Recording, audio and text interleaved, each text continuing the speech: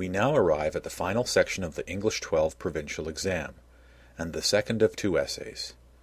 This section, Part D, requires that you write another short essay. This essay has the same length and worth as the previous comparison essay. However, in terms of its question and style, it is quite different from the Part C composition. If you haven't done so already, please print out the page that accompanies this discussion, or at least have it available on your computer screen. The basic layout of the question is similar to the comparison essay. It has a set of instructions that outline the expectations for Part D.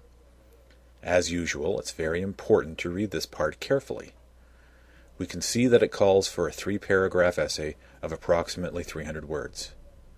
As with the previous essay, and all essays come to think of it, you should write an essay of at least 4 paragraphs, with a short introductory paragraph including a thesis, a slightly longer concluding paragraph, and 2 or more body paragraphs in the middle. Another fairly common feature in essay questions is planning space. Take advantage of this space and do some quick brainstorming and outlining. Technically speaking, you aren't marked on organization and planning, but I have seen markers use this section to gain a better understanding of the essay, particularly if you have poor handwriting. More importantly, if you organize ahead of time, you'll avoid a potential meltdown later on, when you realize your stream of consciousness has led you to a dead end. Like I said before, though, there are some significant differences between the Part D essay and the earlier comparison essay. These differences reflect the more flexible and personal nature of the last essay. First, we notice that the essay is open to different styles. The instructions read, "In your composition, you may apply any appropriate method of development, including exposition, persuasion, description, and narration." In my experience, those people who write a narrative essay can earn a very high score, because it's rarely attempted. Of course, you need to know how to write a narrative essay. Your narrative has to be based on a real event. It has to respond directly to the question, starting in the first paragraph, and it has to be well written. Descriptive essays, full of detailed adjectives and rich imagery, are difficult to write in the cramped confines of a timed exam, so I wouldn't recommend them. Most of you will write an expository or persuasive essay, and it's probably what I would do if I were in your shoes. You won't be penalized for using these common styles, so don't attempt another style if you feel most comfortable with exposition and/or persuasion.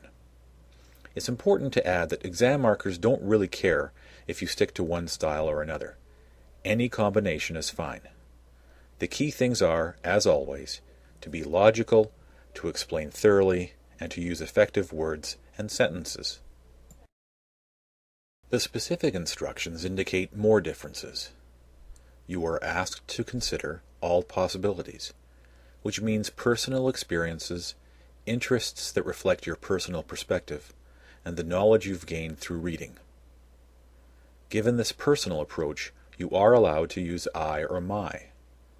The other essay and the paragraph should be written in a formal third-person style, but this essay does not need to follow that convention. The last instruction is very important. You don't have to agree with the question. Thus, you might completely disagree with it, or, more likely, you might consider it to be incomplete or only partially correct. In my experience, writers who take this more involved approach get a very high mark, all other things being equal. And this is where complex writing comes in handy. So make sure you refresh your understanding of how to combine opposing ideas in an essay without sounding contradictory. The last thing we see is the question itself, which, in fact, is not a question at all.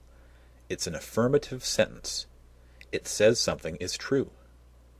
Your job is to write an essay that supports the assertion, disagrees with it, or only partially supports it.